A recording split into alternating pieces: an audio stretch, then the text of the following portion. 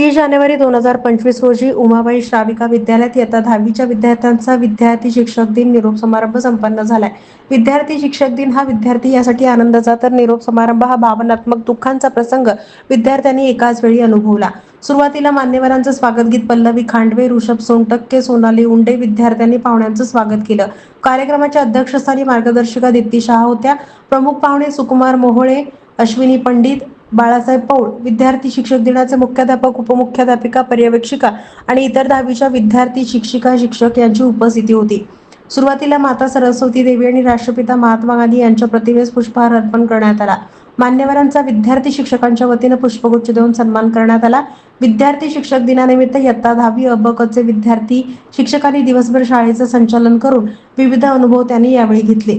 विद्यार्थी शिक्षकांनी कशा पद्धतीनं अध्यापन केलं हे विद्यार्थ्यांनी आपल्या मनोगतातून व्यक्त केलं.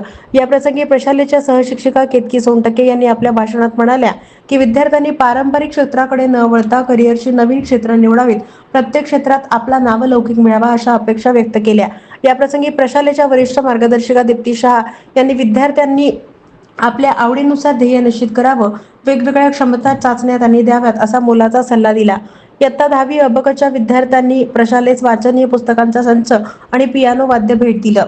या कार्यक्रमाचं सूत्रसंचालन अनुष्का केत यांनी केलं तर आभार प्रदर्शन धनश्री होनपारके यांनी केलं. प्रशालेचे कला शिक्षक प्रवीण कंदले सरांनी अप्रतिम फलकलेखन केलं होतं. इयत्ता 10वीच्या वर्गशिक्षिका केतकी सोनटक्के, सोनल आळंद, मीनाक्षी बेळे यांचंही विशेष सहकार्य लाभलं.